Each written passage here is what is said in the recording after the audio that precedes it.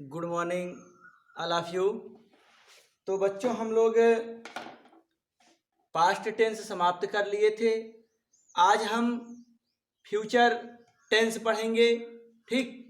और टेंस में आपका ये लास्ट है फ्यूचर टेंस। हमने आपको इसकी पहचान बताया था क्या? गा, गी, गे, ठीक। मैंने आपको ये पहचान बताया था क्या? गा, गी, गे। ये शुद्ध क्या है? फ्यूचर टेंस की पहचान है, बिल्कुल शुद्ध फ्यूचर टेंस की पहचान है। जहां पर भी आपको ये दिख जाएगा आप क्या बोलेंगे कि फ्यूचर टेंस है, ठीक। तो आपको याद होगा कि जिस तरीके से हमने क्या किया था, प्रेजेंट टेंस को पढ़ा, उसके 4 पार्ट थे: present indefinite, present continuous, present perfect और प्रेजेंट परफेक्ट कॉन्टिन्यूअस। वैसे ही हमने पास्ट को भी पढ़ा, पास्ट इंडेफिनिट, पास्ट कॉन्टिन्यूअस और पास्ट परफेक्ट और पास्ट परफेक्ट कॉन्टिन्यूअस टेंस। तो उसी तरीके से यहां पर भी क्या है? फ्यूचर टेंस के 4 भेद होते हैं, ठीक। पहला होता है future indefinite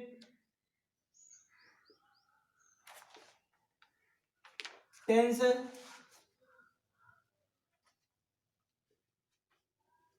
future continuous tense, तीसरा फ्यूचर परफेक्ट टेंस, चौथा फ्यूचर परफेक्ट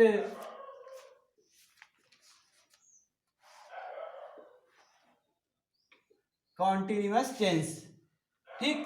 ये 4 पार्ट हैं। क्या है? ये 4 पार्ट फ्यूचर टेंस के होते हैं। तो आपको जैसा कि मैंने बताया कि इसकी पहचान गा, गी, गे होती है, तो कहने का मतलब ये है कि आपको यहां पर इसके अंत में क्या मिलेगा? गा, गी, गे मिलेगा, ठीक।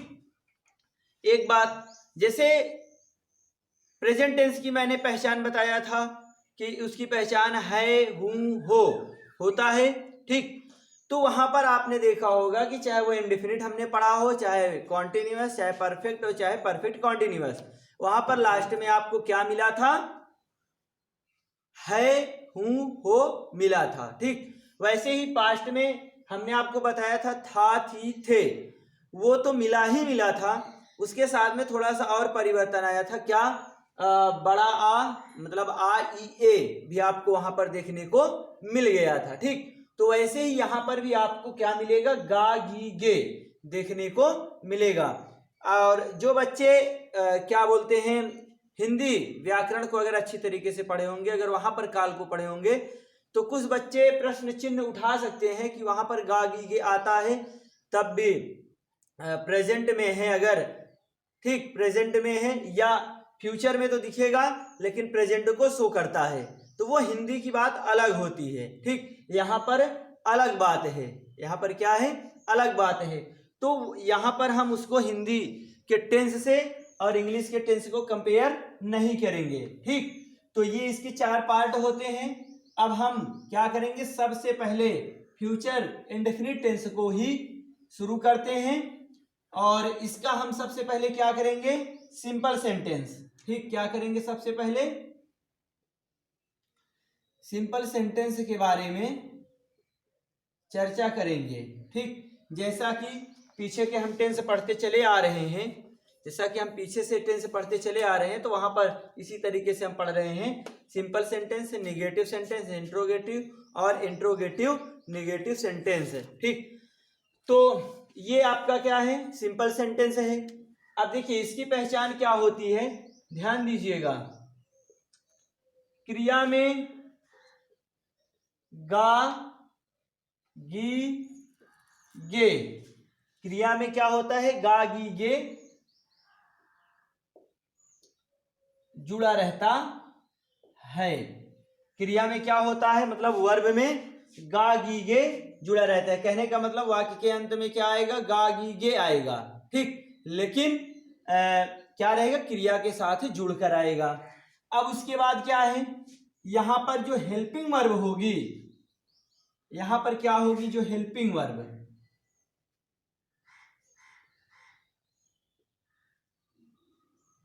यहां पर जो हेल्पिंग वर्ब आपकी होगी वो होगी विल और या शैल, ठीक। क्या होगा, विल या शैल, इसकी क्या होगी, हेल्पिंग वर्ब होगी। अब जरूरी ये है, बहुत सारे बच्चे जब देखेंगे कि विल या शैल तो सोचते हैं कि सिंगुलर सब्जेक्ट के साथ तो विल लगेगा और प्लूरल सब्जेक्ट के साथ क्या होगा, शैल लगेगा। आप पूरी तरीके से गलत सोच रहे हैं, ठीक। यहां पर जिस तरीके से पीछे से हम टेंस पढ़ते चले आ रहे हैं तो यहां पर थोड़ा सा अंतर है, ठीक। यहां पर सिंगुलर और प्लूरल की बात नहीं आती है। यहां पर क्या है, सिंगुलर और प्लूरल की बात नहीं आती है, बल्कि क्या आता है, केवल शैल के साथ आई और वी। ध्यान समझिएगा, आई और वी सब्जेक्ट के साथ हम शैल का प्रयोग करते हैं।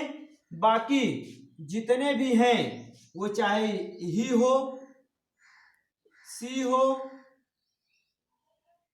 इट हो, यू हो, दे हो, कुछ भी हो, ठीक, कुछ भी आए, यहां पर क्या करेंगे, विल का प्रयोग करेंगे। आपको इतना पता होना चाहिए कि केवल आई और वी के साथ हम शैल का प्रयोग करेंगे, बाकी जो भी सब्जेक्ट आएगा उसके साथ हम विल का प्रयोग करेंगे। बहुत सारे बच्चे क्या करते हैं कि प्रश्न उठाते हैं, वहां पर क्वेश्चन पूछते हैं कि सर हमने तो पढ़ा था, या बुक में आपको कहानियों में आप जब बुक पढ़ते हैं तो वहां पर आपको देखने को मिल जाएगा कि ही के साथ आपको शैल भी मिल जाता है, आई के साथ विल मिल जाता है। कहने का मतलब उल्टा हो जाता है, ठीक। तो वहां पर उल्टा इसलिए किया गया था, या तो आपको बुक पढ़ाते समय वो चीज बताई नहीं गई, या तो आपने ध्यान नहीं दिया। वहां पर जब ऐसी कंडीशन होती है तो वो क्या होता है, वो जोर देने के लिए होता है, ठीक। जैसे अगर यहां पर बोल दिया जाए, जैसे एक सेंटेंस मैं लिख रहा हूं, ही शैल गो टू स्कूल, ठीक। अब बहुत सारे लोग कहेंगे सर गलत है, बहुत सारे लोग कहेंगे कि सर गलत है, और मैं कहूंगा कि गलत बिल्कुल भी नहीं है, ठीक। वो क्या है, भाव के अनुसार आपको वहां पर दिया गया था। ही के साथ अभी हमने बताया कि विल का प्रयोग होता है, सही है, ठीक। लेकिन अगर ऐसी कंडीशन आ जाए तो वहां पर भी हम गलत नहीं कह सकते।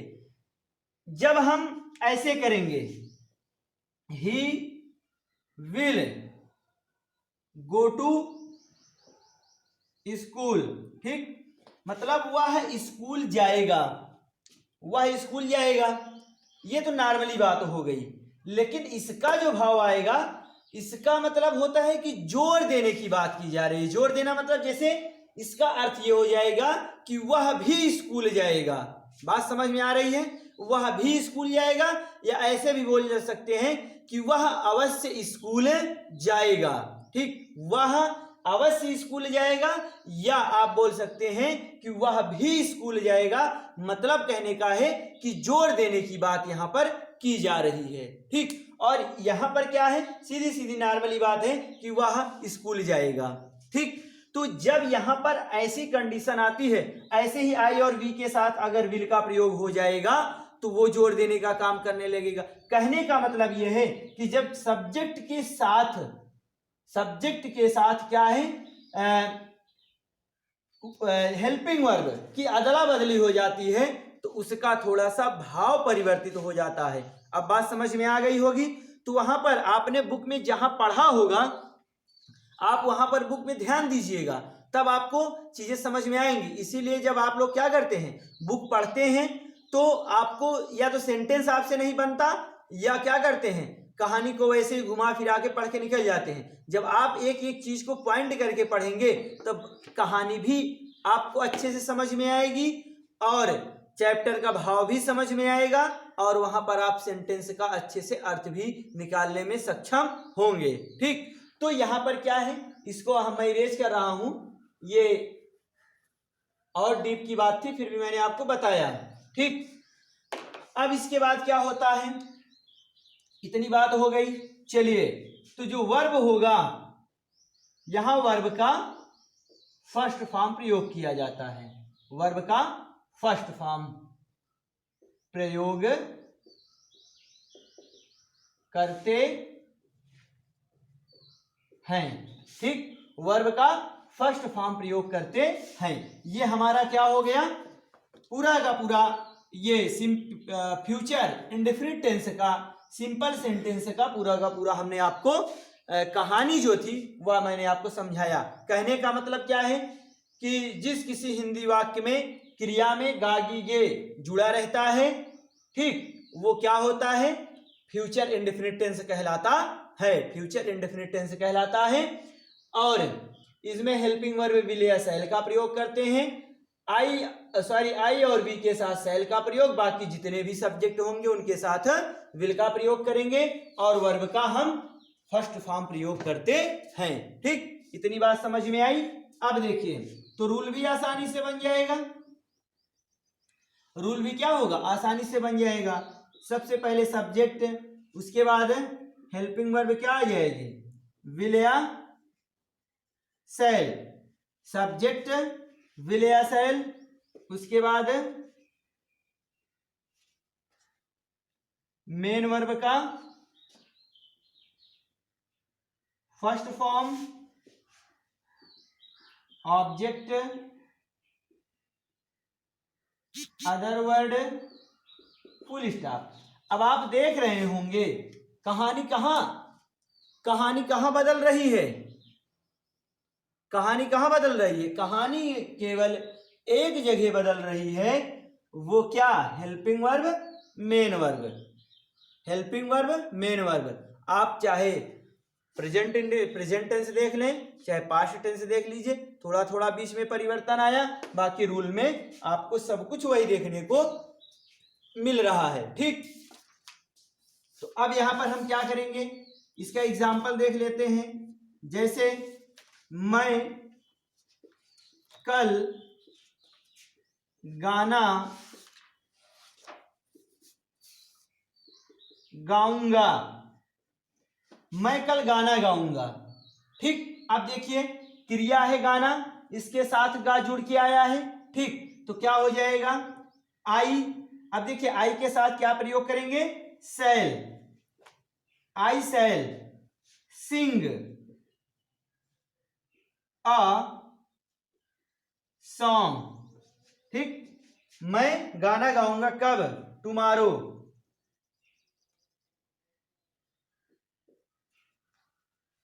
ठीक, टुमारो।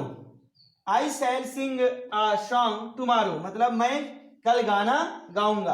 अभी यहीं पर हम विल का प्रयोग कर देते तो क्या हो जाता कि मैं कल अवश्य गाना गाऊंगा, ये हो जाता, या मैं भी कल गाना गाऊंगा, ये भाव यहां पर आ जाता। ठीक, तो यहां पर क्या है, और चलिए उसको जाने दीजिए। तो यहां पर क्या है, आई shall sing a song tomorrow, मैं कल अवश्य गाना गाऊंगा। ये आपको समझ में आया। जैसे एक और देख लेते हैं, तुम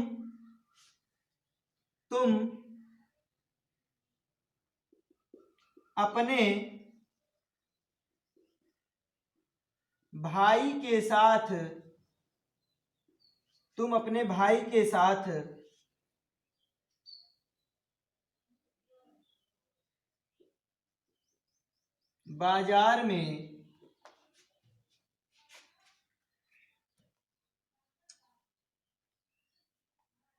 बाजार में सेब खरीदोगे। ठीक, तुम अपने भाई के साथ बाजार में सेब खरीदोगे, आया गे। ठीक, तो क्या हो जाएगा, अब यू, बहुत सारे बच्चे कंफ्यूजन में हो जाएंगे, कहेंगे यू प्लूरल है तो शैल का प्रयोग, गलत। केवल आई और बी को हमें ध्यान देना है, इसके अलावा कोई भी सब्जेक्ट आएगा तो विल का प्रयोग। तो यू विल खरीदना का first form buy, you will buy क्या, apple, you will buy apple, you will buy apple कहां,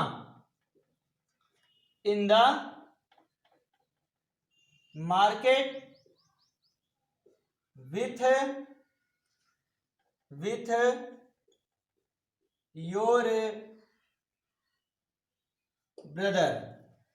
you will buy apple in the market with your brother, तुम बाजार में खरीदोगे एप्पल अपने भाई के साथ, ठीक। तो क्या हो गया, you will buy apple in the market with your brother, अपने भाई के साथ तुम क्या करोगे, बाजार में सेब खरीदोगे, ठीक। तो बिल्कुल आसान सा है फ्यूचर टेंस, फ्यूचर टेंस ही पूरा आसान है, ठीक।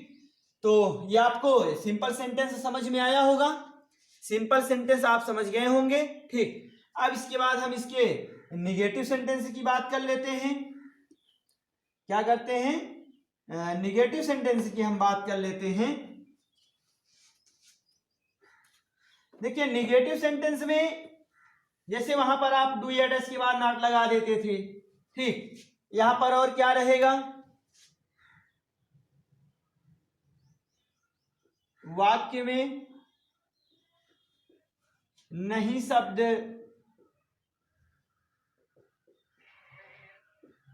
जुड़ा रहता है, वाक्य में नहीं शब्द जुड़ा रहता है, और इसके बाद यहां पर सेंटेंस आपका बदल जाएगा, वो क्या हो जाएगा, वो क्या हो जाएगा,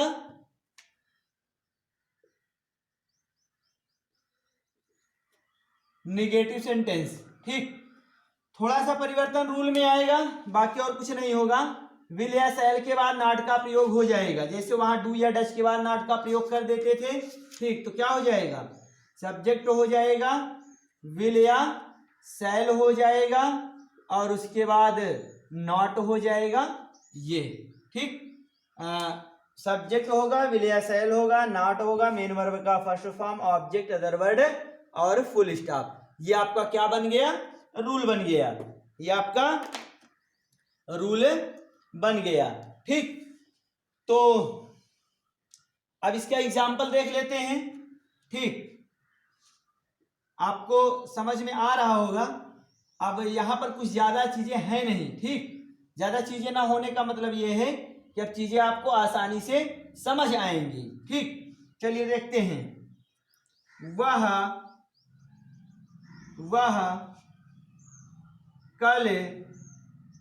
कल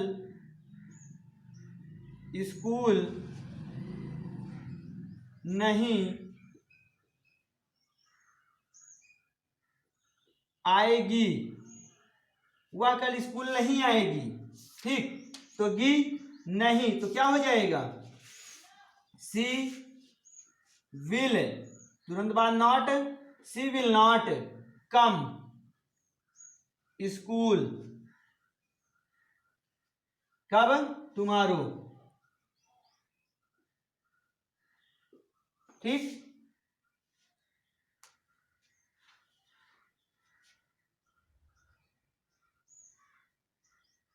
हो गया। चलिए अब एक और देखते हैं, वे, अच्छा हम एक और देख लेते हैं, हम उसे इतिहास नहीं पढ़ाएंगे, हम उसे इतिहास नहीं पढ़ाएंगे, तो क्या हो जाएगा, वी, अब यहां पर क्या लगाएंगे, shall, we shall not, we shall not teach, teach क्या हो जाएगा, history, we shall not teach history to him, her भी कर सकते हैं, ठीक। क्योंकि उसे गर्ल है या बॉय है ये कंफर्म नहीं है, तो हमने केवल हिम कर दिया, वो आपको बाद में समझ में आ जाएगा। ठीक, तो ये आपका क्या हो गया, निगेटिव सेंटेंस हो गया, ये आपका निगेटिव सेंटेंस हो गया, और इतना आपको समझ में आया होगा। ठीक, तो आप लोग होमवर्क के लिए लिखेंगे ट्रांसलेशन, इसको कमेंट बॉक्स में आप लोग आंसर देंगे। ठीक, और आप लोग उम्मीद करते हैं कि आप लोग क्या बोलते हैं, अपनी बुक से ठीक एक्सरसाइज कंप्लीट कर रहे होंगे, तो और वहां पर आपको जो समस्या हो रही है उसको भी आप कमेंट बॉक्स में भेजिए कि सर मुझे इस ट्रांसलेशन में या इसमें प्रॉब्लम होती है और समझ में नहीं आ रहा है, तो उसका भी समाधान यहाँ पर वीडियो शुरू करने से पहले आपको बता दिया जाएगा। ठीक, तो लिखिए, मैं कल दिल्ली जाऊंगा, मैं कल दिल्ली जाऊंगा।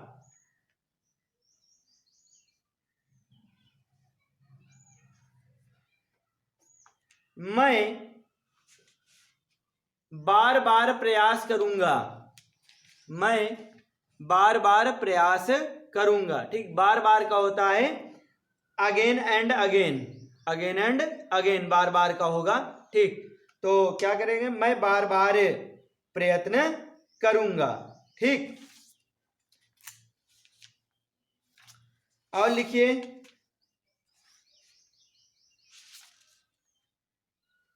मैं सॉरी तुम यह इतिहास सॉरी यह उपन्यास, तुम यह उपन्यास नहीं पढ़ोगे, तुम यह उपन्यास नहीं पढ़ोगे।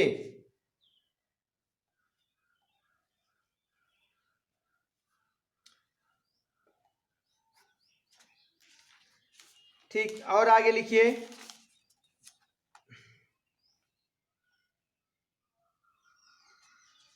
वह 3 बजे से वह 3 बजे से स्कूल में क्या कर रही थी, वह स्कूल में 3 बजे से क्या कर रही थी।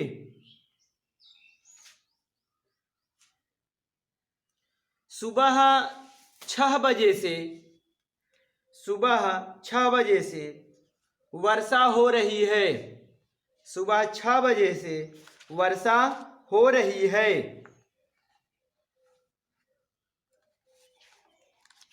और आगे लिखिए,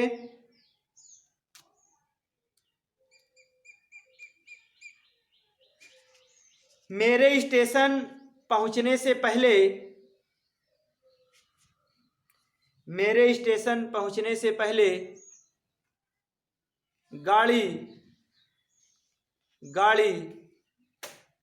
चल चुकी थी, गाड़ी चल चुकी थी।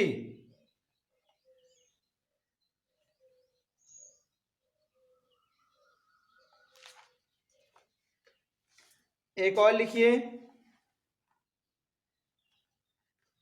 क्या डॉक्टर के हॉस्पिटल पहुंचने के बाद क्या डॉक्टर के हॉस्पिटल पहुंचने के बाद नर्स घर चली गई थी, घर चली गई थी। ठीक, तो ये आपका क्या हो गया, होमवर्क। और पास्ट परफेक्ट कॉन्टिन्यूअस टेंस का जो मैंने ट्रांसलेशन आपको करने के लिए बोला था, तो सभी बच्चों ने कमेंट किया है, सभी बच्चों का सही भी था, किसी एक बच्ची का लास्ट वाला थोड़ा सा गलत था वहाँ पर, तो उसको मैंने बोल दिया था सुधार करने के लिए।